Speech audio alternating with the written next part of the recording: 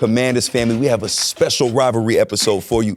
Dorance Armstrong pulls up and talks about what it's like being on this side of the NFC East rivalry between the Commanders and the Cowboys. Then you know, if we play in Dallas, we gotta hear from the Cowboy killer. That's right, Mr. 8 to the 9. Santana pulls up to the show to talk about his favorite memories playing the Dallas Cowboys. All that and more right now on Next Man Up. This week's episode of Next Man Up is powered by Cantaloupe Self-Order Kiosk. Now, we know you do not want to wait in long concession lines when you're enjoying the game. Well, we have something for you. Go to the club level at Northwest Stadium and find yourself a Cantaloupe Self-Order Kiosk. Just place your order in, skip all the lines, and head back to your seat and enjoy your concession. All of that is at club level of Northwest Stadium. Enjoy the game, Commanders family.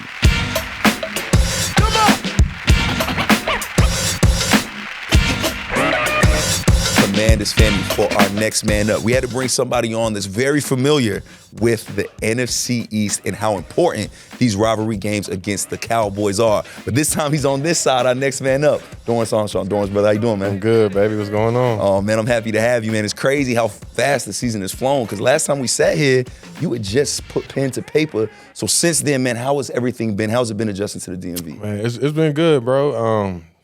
Teams treat me good, fans treat me good. The place is just nice, man. Like, I'm good where I'm at. Now, when you had first got here, of course, you don't know what to expect, right? You have no idea what's going on, but it makes it a little easier when you're familiar. Dan Quinn, Joe Witt Jr., the players that you're with. What has it been like adjusting to being on this side of the NFC East? Because it's very different going from Dallas to Washington. Yeah, one thing that's been different, bro, honestly, is just the disrespect that people have towards us, for real. Really?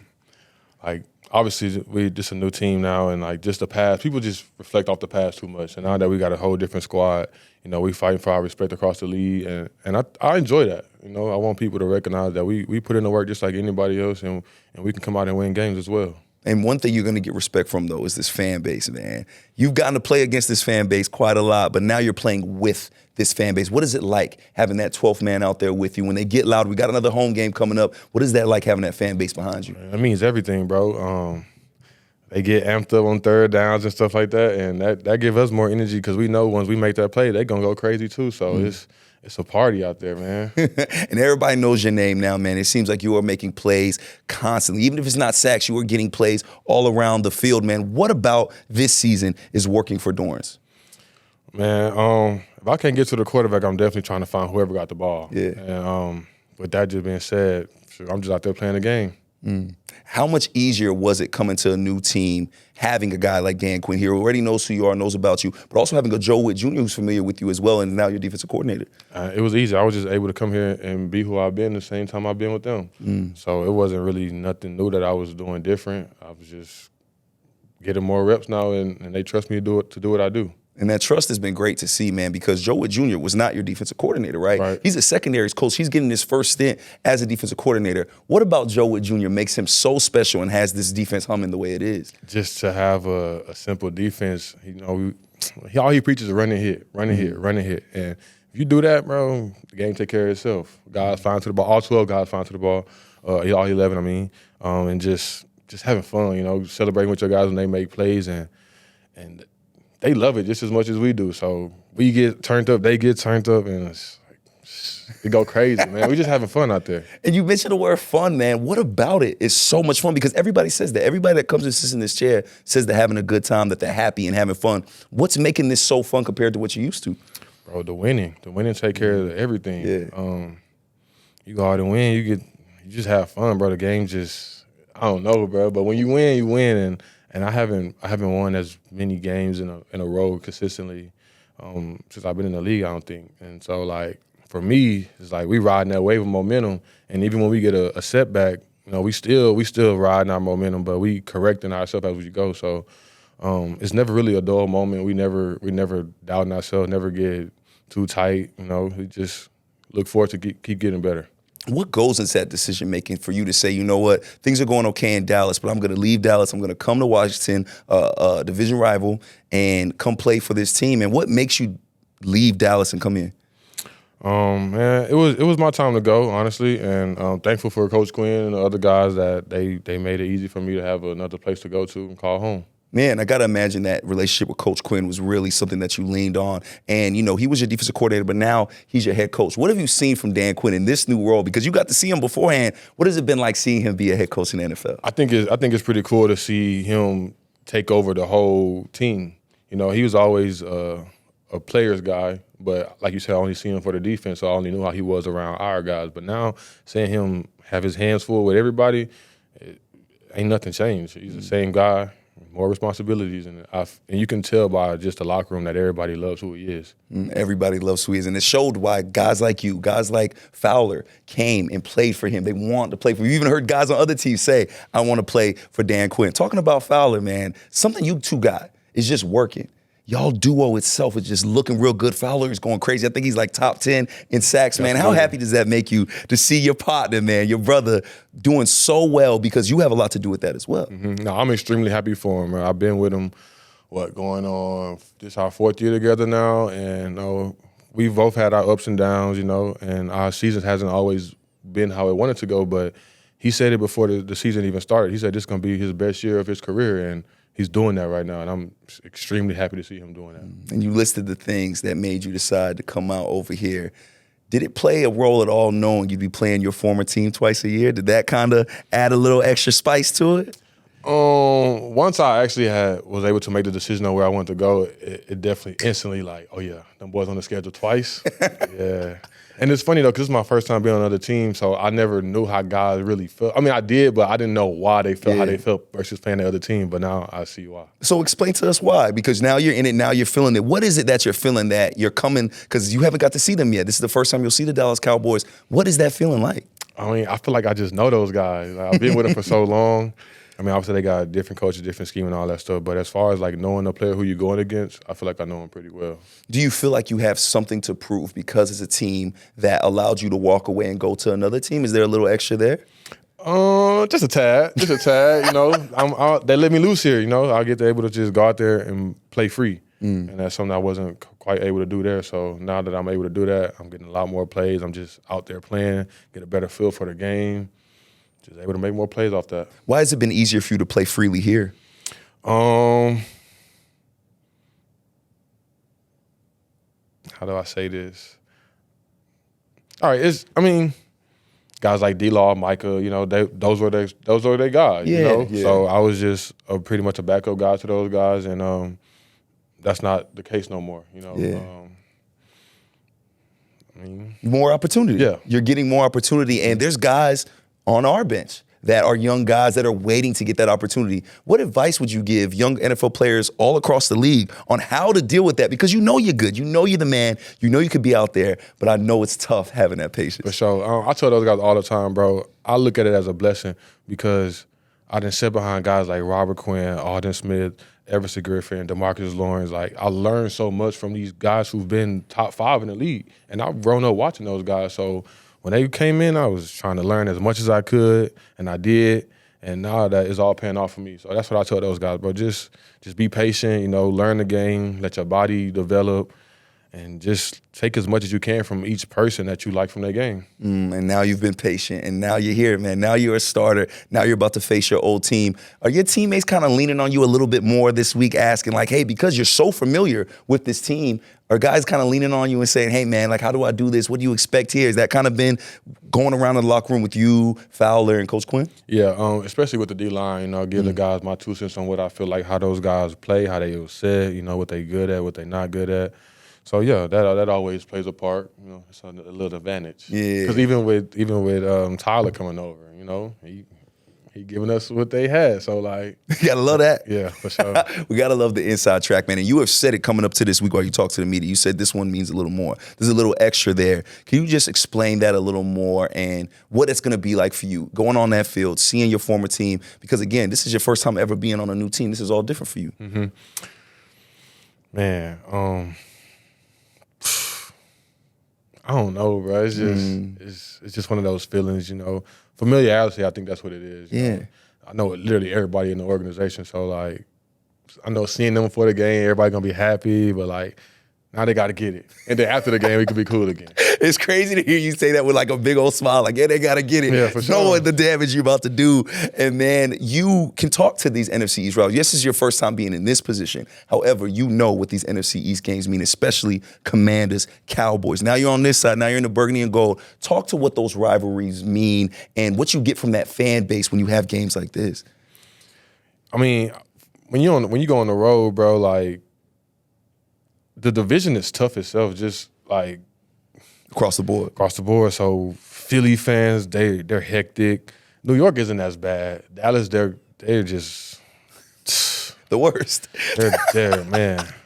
I think Philly got it the worst, but honestly, man, you just know what you about to get into. You know, like it's a big game. It's gonna be a tough game.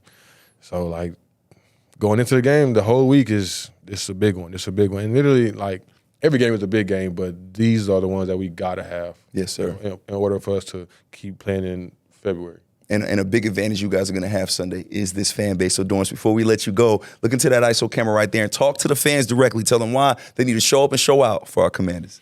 Man, y'all go ahead and show up, y'all. Man, make it loud in the stadium, man. We're going to give y'all the show y'all want to see, and we're going to keep rolling off that momentum. Much love. Much love, Dorance, and thank you so much, bro. We are so happy to have you on this side, have you in that burgundy and gold. You know I love seeing you walking around, man. So happy, bro, and thank you for the energy you brought to this team, Appreciate you, man. Yes, sir, man. Commanders family, our next man up. He on the Commanders now. Dorance Armstrong. Thank you, brother. Yes, sir. Just a reminder that this episode of Next Man Up is powered by Cantaloupe Self-Order Kiosks. We know you guys do not like waiting in long concession lines, so we got something for you. It's super easy. Just head up to the club level of Northwest Stadium, find a Cantaloupe Self-Order Kiosk, place your order in, and head back to your seats and enjoy the game. You will not miss a second of action with Cantaloupe Self-Order Kiosks at Northwest Stadium.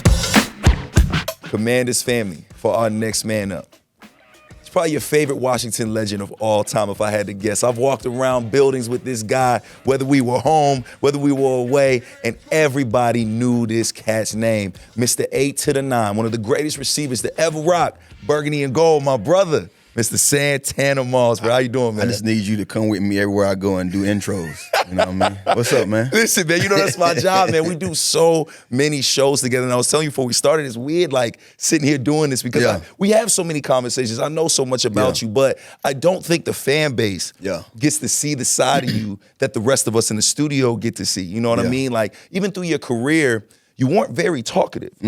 On the field, you weren't talkative. Off the field to the media, you definitely were not talkative. But now you have a role where you talk all the time, man. So let's get right into it. Let's show the people who you are. Start at the U, Miami, man. You played with some of the greatest Hurricanes ever. You included, man. We could talk all day about Miami, but we're going to keep it real simple. What did going to that university, what did being around all of that talent, all that iron sharpening iron do for a young Santana Moss? Oh, man. Just talking about them UM days bring back chills. But honestly, man, you know, when you say something was destined for you, I kind of look back at that, I guess, that time and say that it was meant for me to be there. All before it even happened, I remember, you know, we talk so much ad nauseum, you know, as athletes about different roadblocks, the way our journey was, how bumpy that road might have been, how many detours we had to take. But people don't want to believe that that's what we go through. And we still able to be who we are because we always kept the same belief. That's the number one thing. You believe that you was going to have that moment. You believe that you was going to see yourself through it. You believe that that was your destiny. And so I think back way before I even got to the University of Miami, being in high school, my high school wasn't a throwing school. We didn't throw the ball. You know, we was well coached. Coach Walt Frazier, man, one of the best coaches I've ever been coached by. To me, probably the best, you know, coach that I had. But I remember that one summer, football was taken away from me. They told me that I had scoliosis. I took my physical leading up to that summer, and they was like, hey, you got scoliosis. Scoliosis. Your spine is crooked some kind of way. I'm like, I've been an athlete all my life, never heard of this. You can't do nothing until the spine straighten back out. So that whole summer, even I missed track that year. Then you know, right after track, it's always football. I didn't do anything. And I remember me and my track coach started beefing because of that. He thought I was BSing. He thought I was pulling his leg. And I'm like, bro, I got scoliosis. So back then you never really heard about that. You know what I mean? So he was like, yeah, whatever. You just don't want to run. So when his football came around, he seen I wasn't out there that summer. That's when he raised his eyebrow, like, well, this guy must be really got something going on. So I remember going to see a chiropractor twice a week. It was my primary physician. And this guy was a University of Miami alumni. And he wore his white coat, as you know, had the University of Miami logo on, and he talked, man, highly about the Hurricanes. And you know, I'm from Miami. I'm right in the backyard. That's my backyard. So yes, of course, I knew everything about them and never saw myself going there. I wanted to get to college, but never saw myself going there. You know what I mean? So to find myself there years later, the guy talked it. He spoke it. You're gonna be a Hurricane. You're gonna be a Hurricane. And I'm taking it, I'm accepting it. You know, I'm being that guy like, well, shit, they gotta throw me the ball for me to even get looked at by those guys. But it just happened. And when it happened, I'm like, man, it was destined. You know what I mean? So now to actually be there, to coming in the way I came in through the back door, I was a track scholarship guy. Yeah. You know, a lot of folks look at it, man, you know, due to the fact of what I was able to accomplish, people just look at it like, well, that's the way they got you in. No. Yes, true. They did that for a lot of guys, but everybody didn't pan out that way. You understand? So at the time when I came in with a track scholarship, they was on probation. They didn't have no offers to give. But I wasn't a guy who was going to get an offer anyway, because you look at my season, my stats, it was guys putting up way bigger numbers that was getting offers. The reason and the way that I got in the door was we had a safety and we had a running back that the University of Miami was looking at. And they came to see him that one particular night. And two of my childhood friends was on that University of Miami team. And they told the scout, hey, watch my homeboy, Santana Moss, number 83. He pretty good, man. He can play here. And so the coach at the time, not knowing me, not knowing what they do, he came down there. He say, man, they don't throw the ball to him. But if you watch his warm-up and you watch how he run past people, he can play here. I'm gonna have the receiver coach check him out. And that's how it all started. And then they dug a little deeper and found out, oh, the track team offered him already. Yeah. So we don't even have to try to offer him, you know, because one, we don't have scholarships, and he's already got offered. He can walk on. So maybe we'll give him that offer.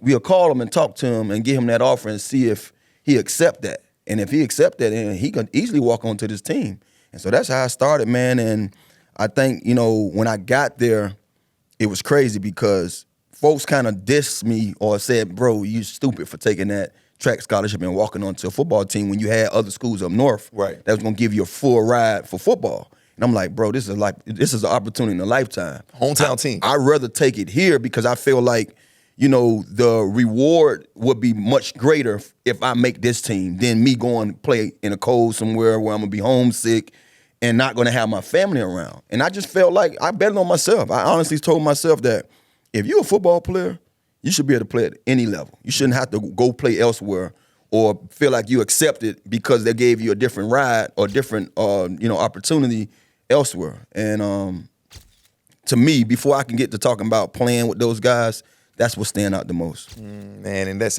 betting on yourself, right? Yeah. It's still betting on yourself because even though they have this conversation with you, nothing promised for a walk-on, man. You at the bottom of the totem pole and you got to earn that spot, and you did, and you had an amazing career. And again, we could talk about Miami a lot, but I know we want to get to the NFL, so you get drafted by the Jets, right? Now, this is a time, now we look at this league now, and average height for a receiver, like 5'10", 5'11". Yeah. But back then, you had to be above 6 foot, easy to be considered a first-round guy. Yeah. Now, you were still a first-round guy. However, due to your size, I don't think you were drafted where you should have been. You should have been drafted higher, right? Yeah. What was it like back then, being such an undersized guy, going through that process in the draft, knowing, hey, I'm the best here. Mm-hmm. I'm one of the best. Yeah. But y'all are overlooking me because of my size. You know, honestly, I never even thought about my skill set or compared it to the other guys in the draft. But I just knew I was dominant. I knew at that point, in my career as a collegiate, I had put up a good resume to say any team that needs what I bring to the table, they're going to get a dynamic player. And so coming into the draft, I cared less about where they spotted me at. I just knew that I had earned that opportunity to now hear my name called one of these days. Now, not only one of these days, the first day. And that was an accomplishment in itself. But then to hear folks say, if you was 5'11", you'd be the first receiver. That was kind of like a scar, like I felt like somebody just took a knife and like after all this work, that's what y'all comparing, like height? Because I played with some bigger dudes. I played with guys who was bigger than me on my team and still was able to accomplish the things I did. So what would make it any different? But I understand it's all a business, and I think that's just things that we heard so much back then with the draft. Because it's crazy. After that year that I got drafted in 2001, after me and Steve Smith kind of hit on the scene, I think he did before me because I got hurt initially out the gate. I didn't play a game until week 12 of my rookie season because I tore my knee early in that year. I tore my meniscus actually. Steve was able to come in as a third rounder, and I think his first kick return, he took it to the house. And so that was like, oh, who is this kid? You know what I mean? And then later on, like a year or two later, the next year actually, I was an all-pro as a punt returner. Yeah. First team all-pro. I led the league in punt return touchdowns.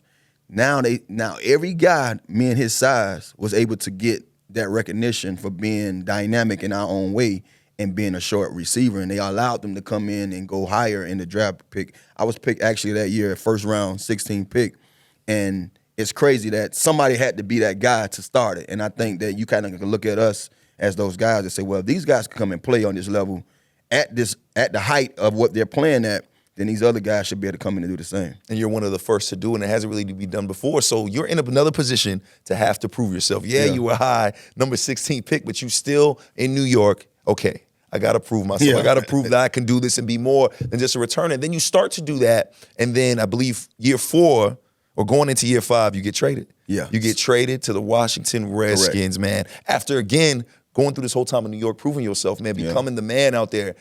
In that moment, we know hindsight's different, but in that moment when you get traded, man, what's going through a young Santana Monster's head? It was God for me. I was like, damn. I was like, it's one thing of being traded and knowing that you're getting traded because you wasn't worthy. Like, these people like don't have nothing else they can do with you. I actually got traded because, one, the team didn't want to. They didn't have enough money to pay me. They didn't want to pay me.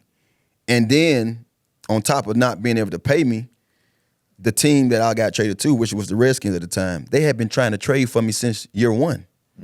So a lot of people don't know, coming into the draft, it was said I was coming to Washington the whole time. And I'm glad that I didn't sit there and, drink the Kool-Aid, because I would have been upset come draft day, the way that I heard them they picked the guy right in front of me. They picked Rod Gardner right in front of me. Yeah. And that was the whole reason why the New York Jets moved up and got me at 16, because they even thought that Washington was coming to get me at 15. That's what everyone knew. But at the time, something happened. Martin Schottenheimer wanted the taller receiver, so he got Rod Gardner. But when I got traded, it was almost like the reason why, because not only that I didn't go out there and ball out in New York, like the year that I was getting, the season I had just had after, the year that I had just had before I got traded, 2004 season, we went to the playoffs and I balled out in the playoffs.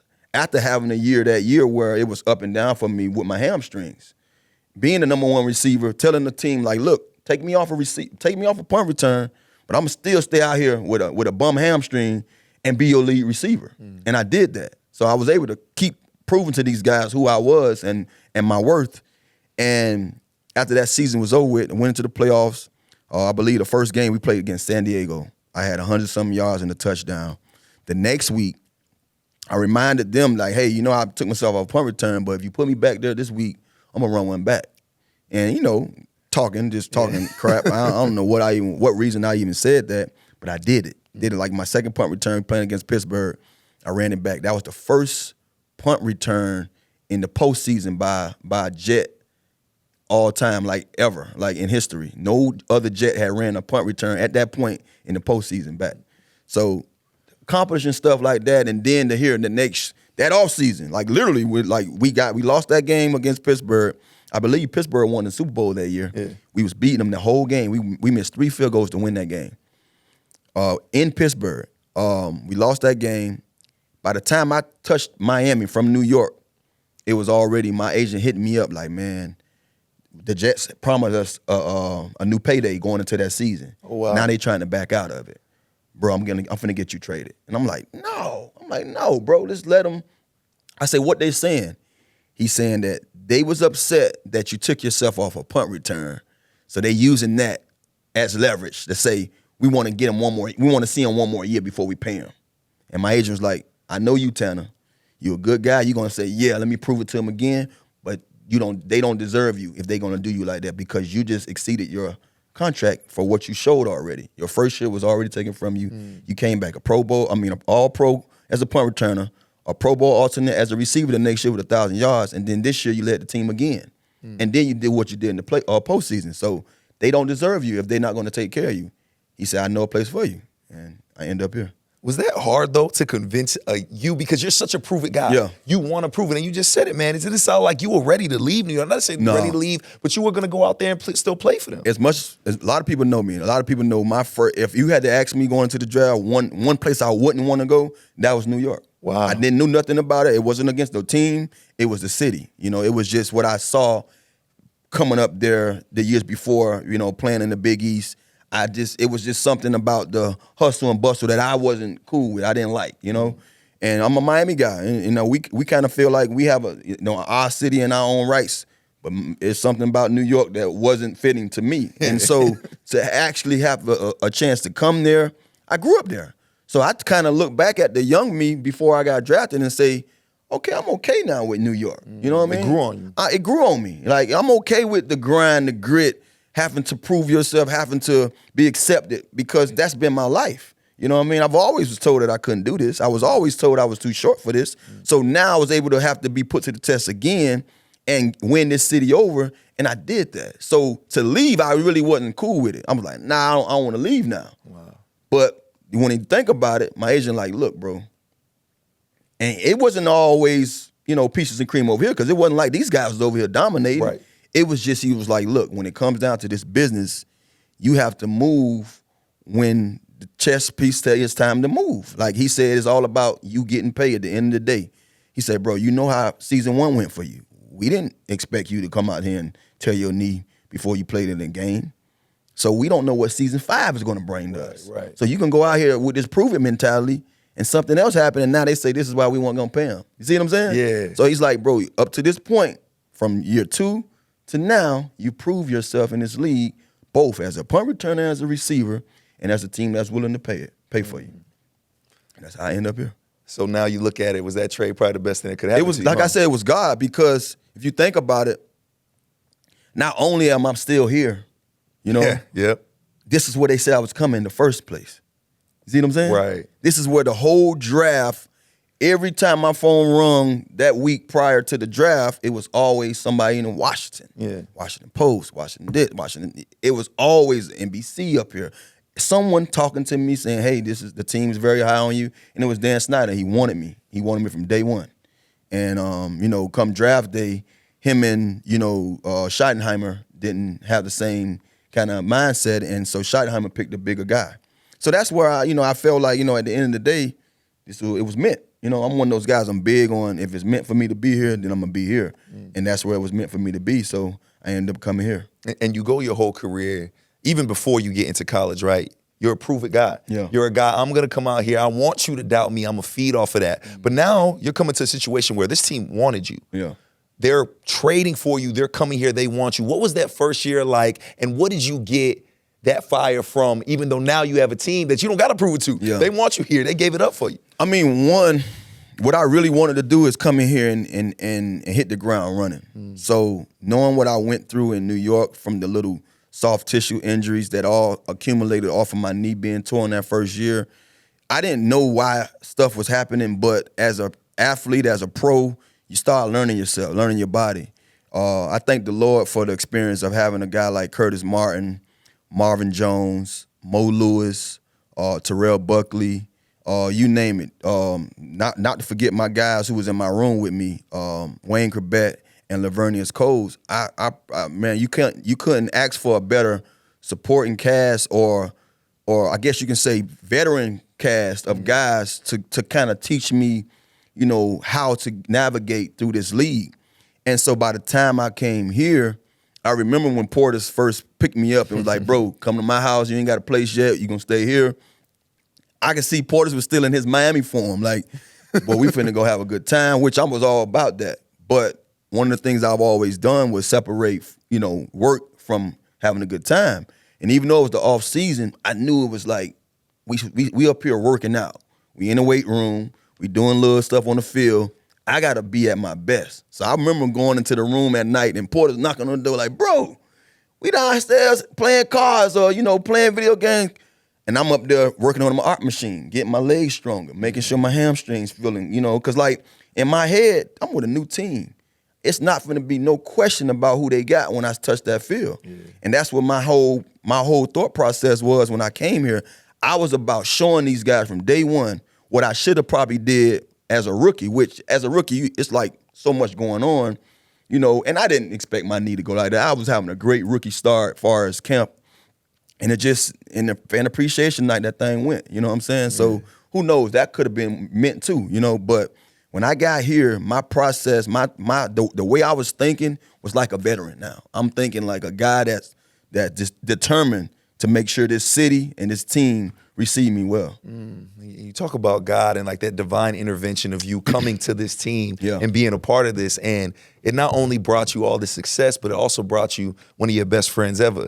Because in Sean Taylor, y'all didn't play together. Your brother played with Sean Taylor. However, that's how you knew of him. And somehow you guys start to build this relationship that becomes more than friendship. It's a brotherhood, man. What about Sean Taylor made you gravitate towards him, even though, again, your younger brother played with him? You didn't have much of a history with him, man. What gravitated you guys together? Well, it's easy when you're from the U. We just kind of gravitate, without even knowing that we're doing that. I mean, once you see your guys in the locker room, what up? And then before you know it, you're like, it would form like Voltron. But honestly, man, every trip we sat next to each other on the plane. They were all, you know how those planes are. You have those 3 seats. Yeah. They only put 2 guys in each row. So whether I had the window, Sean had the aisle, and we had the middle seat in between us. Yeah. We talked so much. And then in the team meeting room, every time the big team got together, meaning all positions, everybody was in the big team meeting room, we sat directly next to each other. And it was just odd to me, like, why we always sitting next to each other? And it was like that's where it all started. And before you know it, you get to talking to this guy. I'm saying, this big, nice giant, you know what I mean? Because, the guy just was so cool, man, so nice. But when he put that helmet on, that right elbow on, and he strapped on the chin strap, it was a different brother, you know what I mean? Yeah. And I appreciate it because I almost felt like I'm seeing myself. That's how I felt like I was. I was a guy in the locker room. Fred, I'm going to tell you, you barely heard a peep from me. Right. I'm in there getting my stuff together. One of the biggest things, too, before I get to talking about it, being that we all both work with London now, I looked at London like, man, this dude was so dope. Wow. Like just being from where I came from in New York, seeing those guys, then to get London 2 years later, at the height of his career, I played against him when he was in Buffalo. I watched him on film, so when he came here, I always looked at him like a little mini God. Like, man, this guy just so well-rounded about his business. So certain guys like that, you don't just go up to and have a conversation. You kind of like earn that from them, you know what I mean? So I would never say nothing to him. But the whole while, London watching me and looking at me the same way. When I first got a chance, I had my own podcast some years ago, and London was on it. And London said, man, Tan, I'm going to be real with you. Like, 2 things I want to say. The first thing is I'm surprised you're doing this because you barely say anything on the team. And he said the second thing, he's like, bro, I always admired the way you got prepared for work. I looked at him, he said, man, I watched you from my locker, because his locker was behind mine, it was across the room. He said, bro, you did the same routine every day. And you was the first guy out of that door, man, and on the field. And he said, bro, you don't get enough credit for what you did and how you responded to things. He like, I played with guys that probably weren't even on the same level as you as play, that chirped at the coaches about the ball. And he said, I never heard you chirp or heard a peep from you. So, that's how I was, you know what I mean? Yeah. So when I'm looking at Sean, it was almost the same kind of thing, like this guy, but you hear it a lot from Sean. When Sean got riled up, you heard him. And I think defensive guys got to have that kind of mentality and got to kind of, have a voice, because if they not heard, then, half of the time, they get lost in the pile. But, that's how it started, man. And it just became to like one of those special bonds that you would never thought that, needed to happen, And that's why I say I think it hurt it so bad to kind of like just be getting to know a person and then he be taken away from you. You know what I'm saying? Yeah, and you go through that, man. You in war right now, man. That happened. You guys lose him in the season. Yeah. Y'all lose him right before a game, and y'all are actually having a solid season, man. Tanner, man, how? How do you get past that, man? How do you compartmentalize, still do your job? Because, again, now you're in these meetings, he's not next to you no more. Now you're on this plane, he's not next to you no more. The guy that you having these conversations with and that's keeping you level isn't there no more, man. How did you get past that? I can honestly say I took a turn. I mean, a lot of things changed in my life after Sean left. And that's why I say sometimes you got to look, a lot of things happen and you be asking God, like, why? Like, but sometimes you got to look at it and be like, that was another sign. That was another reason for you to wake up a little more or do things a lot different. You know, we speeding through life, man. Folks fail to realize, man, this game keep you young. You know what I'm saying? Yeah. We speeding through life. I mean, life for me was like football, off season, I'm partying, see the kids, gone again. You know what I mean? Right. You get to the point of doing that so much, that's all you know. And then a life been taken from you that was close to you, and you like, oh shit, like I need to slow down. Yeah. I need to appreciate what's around me. Everything is not promised. And that's how I felt. Like, man, I'm tripping. Man, I'm doing this. Man, I'm doing that. None of this stuff adding up to what he was doing. His path was so much different than ours at that point, and he was taken from us. So you start looking at yourself like, bro, if he can be going the straight, narrow, and I'm over here wilding, having a good time, it ain't nothing promised. So a lot of things kind of brought me to a perspective of taking things not for granted, in a sense. You know what I'm saying? And at the same time, you know, to answer your question, it's a job. I got to go out here and play. And what I did was mentally, even though it was hurting me, it was draining. Like I had loved ones, family members, close family members that passed away, and not a tear shedded. Like I almost feel like it was meant. That's what life does. You know, we come and we go. But for some reason, that hurted me differently. You know what I mean? And it was to a point that I was like, man, why I feel like this? Like every day, like I'm just thinking about this dude. It's bothering me. You know what I mean? And I'm not open with it. It's just I'm holding it on to it. Yeah, right. I'm using that field out there to express my feelings. You know, because my game turned up differently. You know what I mean? Right after he was gone, I went to another level. And but then at the same time, I'm just realizing, man, this life, man. This life. We got to understand, you know, there's a lot of lessons being taught that sometimes if you're not paying attention, you'll miss it. And I just look at it as a lesson. And I told myself that year, I knew kind of the conversations we had leading up to that day he passed. I remember the conversations we had on the training table. Both of us was injured. He was dealing with a knee. I was dealing with a groin. So we hadn't played 2 games. And the game that I played, my first game back, was the game that he didn't play, and he passed that weekend. I remember me and us laughing and talking about what actually transpired at his house. And so that right there, I put that into perspective. Like, look, man, we take a lot of things for granted, and if we don't shape up, we'll probably leave here not being able to do some of the things that we were set out here to do. And so that's how I kind of looked at it, man. I kind of talked to him when I got a chance to, you know what I mean? It was like almost on some everyday type thing. You always, especially playing the game, I'm just whispering and talking to myself. People probably looking at me like, Tanner crazy, Tanner tripping. But I'm talking to him. I'm telling him, let's go. You know, before, when we played the game, when me and Portis was coming off the field, I don't know if it was just something that was just, he would do it himself.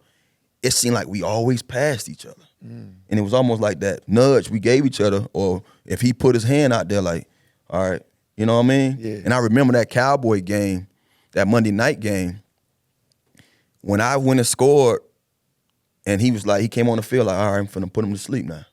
It's a wrap. They ain't finna do nothing. You know, that last touchdown, he was like, all right, it's my time to put him to sleep. Yeah. So but it's like tagging each other in. We had that little, and it was just natural, being from where we from. We kind of had this sense of, like, we navigated to each other. It's crazy. They show a clip of us that kind of, every time they remember him and talk about him, they show a clip of us in a tunnel, and all 3 of us dapping each other off. That happened, and we always did that in college, kind of find ourselves last while everybody going out to smoke, you find yourself last so you can come out last. And I'm first couple of games here, not knowing how they do things. Yeah. I just come out of the locker room last, and look who's there, them 2.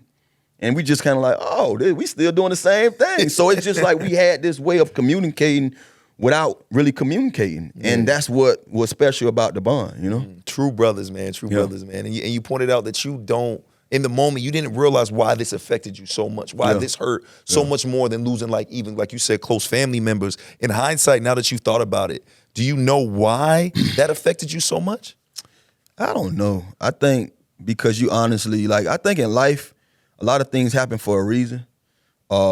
I think Sean was the first time I saw a guy that told us no for everything. We finna go out, Sean? No, I'm not going. We about to do this? No, I'm not doing this. No, I'm not doing that. Like, he would tell us no and not be ashamed of saying it. And I knew the purpose and the reason why, because he had just had a little girl, Jackie, who's now dominating as a freshman in North Carolina at UNC playing volleyball. But at the time, he had just had little Jackie, and that changed his life, you know. And so he didn't want to be in the streets having fun when he could be home with her, which we still had a little bit of that college, you know, in us that we finna go hang out. Gonna be outside. And so to see a guy that was doing right be taken away from us, I think that's what bothered me. Because I'm a guy that always want to do right. You know, don't get me wrong, I'm gonna have fun, but I want to do right. You know what I mean? So to see that, I'm like, damn, I'm not always doing right.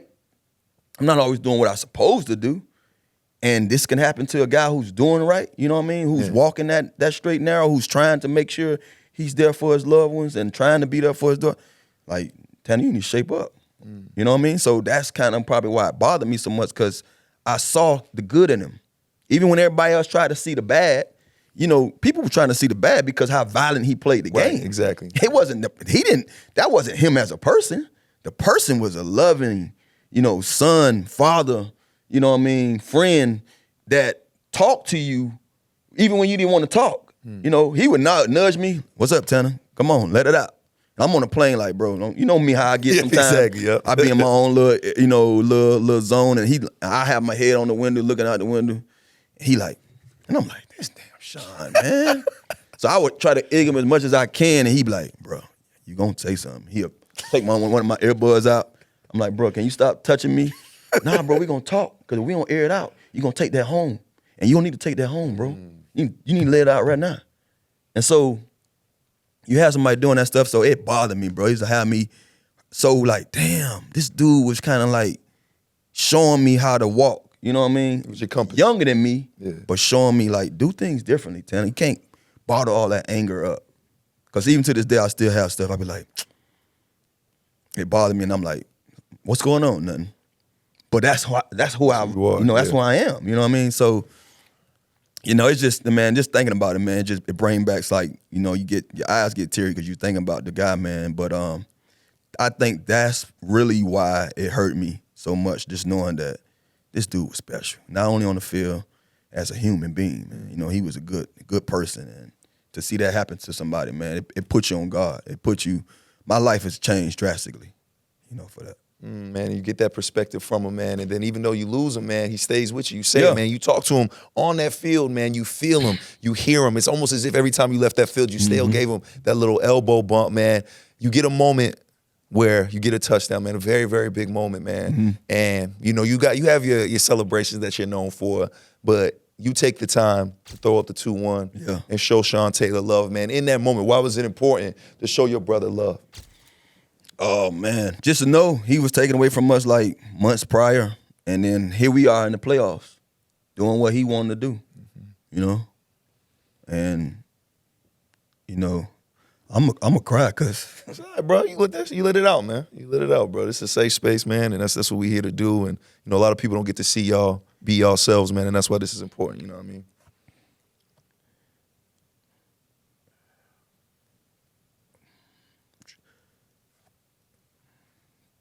that shit choked me up so bad. You good, brother? Now you're in the playoffs, honestly, and you know I ain't never been scared to shed a tear on camera because I done it plenty of times. Ain't nothing wrong with it. But you have this moment, man, that we all are fighting, clawing for every day to be where we are, right now at that moment when I did that, and I'm saying to myself like, this is what we went to practice for.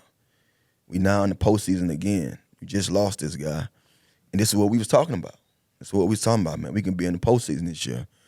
We got a pretty good team, man. We similar to this 05 team, because the 05 was my first year here, and we made it to the postseason. And I just remember those conversations, and I'm like, I didn't plan it. I remember getting on my knee before that game. Sean, we here. Come play with me. And then to be in the end zone at that moment, you know, I'm one of those guys, man, I'm going to spin the ball, snap my, Fred always talk about me taking those chin straps off. And I was there, man. I couldn't think about nobody but him. So I just, do one, you know. So, you know, as players, man, people see us as these, I guess you can say, these gladiators on the field, going through battle. And that's what we do. That's our job. But we all human, you know. And so being that I had a brother, because beyond a friend, beyond a teammate, he was a brother. Somebody that close, taken from me, I'd be damned to go out there and not give him my all, knowing that he was going to give his, you know. Yeah, man. That's one. And getting to see, you know, you do your thing. You were honoring him every time you played, but it's been great to see how this city and this organization honors him. By the way they talk about him, by the way we remember him, by the way we try to do as much for him and his family. You do the same thing, man. Just talk about what that means to you, man, when you see this city.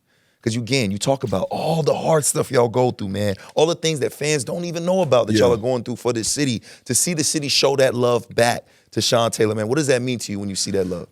That's what's so special about D.C. I think, don't get me wrong, I'm pretty sure, you know, in New York showed the love to guys. Because I remember, you know, receiving that kind of flowers when I was there.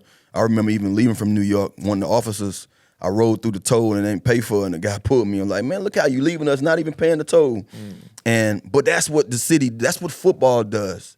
That's what this sport does. That's what this game does. You know, it connects folks that doesn't have the same backgrounds or upbringings. You know what I'm saying? Like, you know, we take it for granted and we look at it and we act naive when we hear people and show their true identity. And you see guys out there that's against maybe you because you're a certain color, or other people that's against other people because they're a certain color. But football has no color. That's the one time we all connect. You know, that's what we know. So when the city embraces you for what you done for them, like they embrace him for what he meant to this city, man, it just brings so much joy. And that's what brings me joy, just knowing that. I remember at one time I was asked, what you want your legacy to be?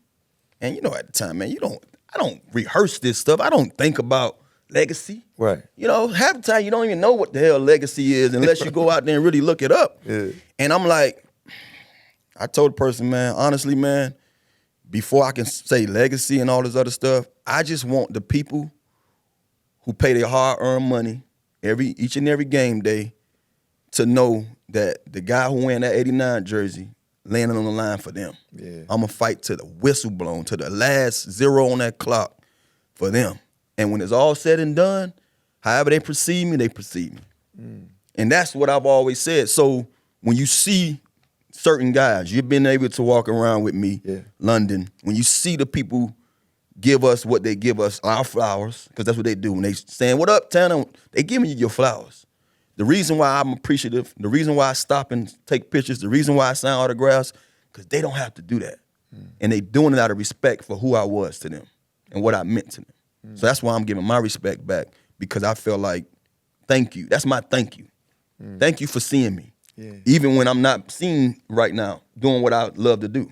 You see what I'm saying? Yes, sir. So that's why I appreciate what they do for Sean, because they letting them know, man, you forever gonna be who you were to us. We never gonna let you die. You gone, but you'll always be here. They said, you know, Pac said it best. Legends never die. Yes, sir. You know? And you a true legend here, man. And it's crazy. Like you said, we walk around and we see it, man. And, you know, I always point this out, man, especially with you, because you love where you from. Yeah. Just like Fred, like you rep Miami. You know you come in Miami. However, this place right here, man, the DMV, brother, this has become a real home for you, man. You have given everything to this city. And the fans show you love, too. What makes that happen, bro? What makes a kid that's never even been out here before, wasn't even drafted here, but comes and puts in so many years, all this time, and brother, you have never left. Why is that? It's just, like I said, how they embrace you. You know what I mean? You can easily come here and do what you do. Like when I first signed here, I remember my place when I first bought my place, when I was putting the mortgage on it, and they was like, how many years you think you're going to be? I'm like, my contract say 6. Let's just do a 10-year thing, just in case, you know? And 10 years later, I'm still sitting in the house like, oh, man, you know what I mean? So you don't really know until you get somewhere that if it's going to be your place. You know what I mean? Some place you can call home. Yeah. You know, and I remember being young, man, all I wanted to do is come play ball where I worked at and hop in a flight and go to Miami and live it up in the Sunshine State. That's all I knew. And then eventually you get older, you know, and then I'm here. I'm playing. I end up playing 10 years here. So I remember kind of like getting older and like, this is home. Like I remember not even want to get in the plane. Like I'm in my places like, yeah, season over with. I'm looking at the clock like, what to do now? And like normally I would be getting in that plane going home to Miami and I didn't want to leave. Wow. I was calling folks like, hey man, I'm gonna be up here for a couple more weeks. Y'all want to come up here? And it was just kind of like to that thing. It was like, well, Tanner, this is odd, boy, because you had your bags packed in New York. And I'm like, yeah, I was young still. You know, I hadn't really been away from home yet. That was my first experience being away from Miami. And so I wasn't ready to kind of like, you know, just not, you know, leave Miami alone. But being here and just having the reception that we have, you know, and like I say, you know, it's easy to say if you was out here kicking behind, going to postseason every year, winning Super Bowls. We wasn't. But the one thing that we had going for us individually, rather, what you did, how you did, what you did when you was out there, when you was given an opportunity. And I think that's some of the things that, even though we play a team sport, I've always told myself that regardless of the outcome, make sure that when they turn that film on, they ain't got nothing bad to say about me. You see what I'm saying? Yeah. And I try to tell my kids that, like, man, I care less about what she did, he did. Make sure that you ain't getting that same kind of report or a bad critique. So, you know, I look back at it, man, when I'm able to walk in the grocery store and somebody say, hey, nice job from 05 when you did. Like, brother, I know you don't watch a lot of Redskin football. That's all you got to say about it. But you got to accept it. You got to appreciate it because to them, that was their moment. Yeah. Whatever you did that game, that was their moment. That was the special moment that they got about that team and you in their memory bank. So that's why I say I appreciate it, and I'm thankful. And I think you're a testament to what really getting it done on the field does, man, because you weren't a talker. Yeah. There's not a lot of viral interviews of Santana Moss having this conversation. You were a man of very, very few words. However, the fans still seem to love you. Now, we fast forward, you're done with your career, and you decide to get in media. A guy that almost never talks, man. Where does that decision come from, man? How did you fall into this new role that you're doing now? Well, to be clear, even though I never just wanted to jump in front of a camera, I was the guy they came to know they was going to get something from me after a loss or win. But I mostly spoke after losses. And the reason why I did that, I had a bumpy start in New York with the media because I didn't talk. And they took it upon them to say bad things about me. And I learned at that moment that if you say something, even when you don't want to say something, you have a chance to rewrite the narrative. Now you in control of it. So what I mean by that, like, say for instance, I just had a bad game. Your job sent you out to get that bit from me. Santana, man, that was a tough game. You dropped that pass. What do you have to say about it? If I get ahead of you and say, man, I had a bad game. I should have caught that pass. I think that pass could have cost us the game. You don't give that. You don't have that question to ask now. Now you come back, well, it was tough, but you still went out there and fought. I changed the narrative. Yeah. Instead of them bouncing on me, I just told y'all what happened. I just told y'all what I should have did correctly. And so I did that time after time after time after time. Before you know it, they come to me and they want to hear nothing but good. Yeah. Hey, y'all just lost, man. What do you have to say about next week? Looking for, moving forward. You got to keep fighting. You got to keep doing, you know what I mean? So, and I didn't know how I came about. It just happened. But I think it started in New York when I was able to, understand that it's my job to talk to these people that's in here. It's their job to get a bit from somebody, especially the guy who's considered to be the guy. Why not be me? Why not be that guy and not be in my feelings, in which we all are at the time. We hate losing. Just give them something so they can go about their business and have something to take back to their boss. So fast forward, when this was presented to me, 2016, I just got my master's in business, and I'm back in the area actually watching the game. and a good friend of mine, Eric Schuster, who was like, hey, man, I want to take you around a couple of people that work with me. And they was at NBC Sport, and they offered me a job. A guy named Frank offered me a job. Said, hey, man, you know, Tanner, we'd love to give you, you know, if you're not doing anything, we'd love to have you there for this football season, you know, to talk, you know, Redskin football. And you got to think, man, I'm a fish out of water right now at this point. You know, 2 years ago, I just stopped. I played my last game in 2014. Here you go, 2016. I haven't done nothing but went back to school and got my master's. So I'm still searching for something that I can hang my hat on. And this was the first thing. Hey, it ain't happened for no reason, you know what I mean? So I was able to embrace that because it embraced me. Yeah. And I'm like, hey, man, I know this is something that I would never thought in a million years I'd be doing, but hey, I'm willing to do it. I'm willing to go out there and work my way up to try to do it the best that I can. And Tanner, you do a great job at it, man. You really do, appreciate man. it, man. I know you see the comments, man, and I know, like, you know, you're on Players Club, Emmy nominated. Fans can't stop talking about, man, Tanner's just gotten so much better. Yeah. He just keeps getting better. Now, I know it's crazy because you've accomplished amazing things on that football field, but now you're in a new field, getting that recognition again where you had to prove yourself because you did not come from this. You don't have a journalism background like myself. What does that feel like, man, when the fans recognize that, hey, man, he cares about this. He's getting better. He's trying. Just like a player, I didn't read or watch the TV. I don't try not to read and watch that. You know what I mean? Because I know it's still a lot of work. You know what I mean? I'm working, you know, daily trying to be better. You know what I mean? Like I'm trying to find my own space that I can just be me. You know, it's guys that's analytical. You know, it's guys like Fred that's animated and analytical. And then there's guys like myself that you're going to be like, Tanner, find your niche. What is you? And I just had to find my niche. And I think over the years I've found just be you. Be the same person you would be outside this camera.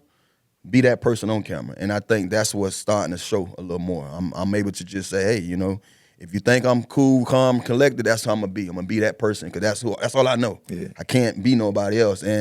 But at the same time, I try to give it all my energy I can. You know, I got to give it a positive, you know, vibe, you know, when I'm out there speaking and trying to, you know, give them, you know, I guess my view of things of what transpired. Man, and you're doing a great job, man. We get to do so many shows together. We get to do pregame and postgame, man. And I went this whole interview without mentioning the Cowboys just for you, brother, man, because everybody knows you as the Cowboy Killer. But as you always say, man, I did other things on that field. But we have Dallas this weekend. So before I let you go, because you got other shows to take on, brother. Before I let you go, Dallas, the Dallas Cowboys, man, we will be there doing pre and post game there.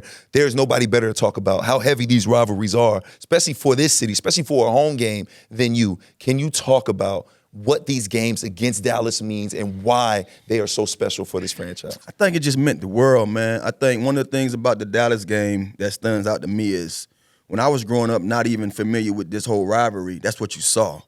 Trying to, like, competing for championship, competing for that NFC championship game. You know, you saw the Redskins or you saw the Cowboys. Now fast forward from the years I played it, now I got the Commanders and the Cowboys. This game is always significant for bragging rights, especially in the city alone. You have so many Cowboy fans that live here in D.C. that it's like crazy to me. So when you look at the competition of, you know, these teams, basically, you know, from the dominant eras of the Super Bowl years to now just fighting and clawing, trying to be relevant in this division, the game is always going to be special. Yeah. It's our division rivalry, whether the Cowboys aren't on the top or not. The Eagles could be on the top. The Giants could be on the top. When the Cowboys and the Commanders face each other, that's the only game people want to watch. So I think that's what makes it special. And then as a player, you knew it was your Super Bowl because it was their Super Bowl.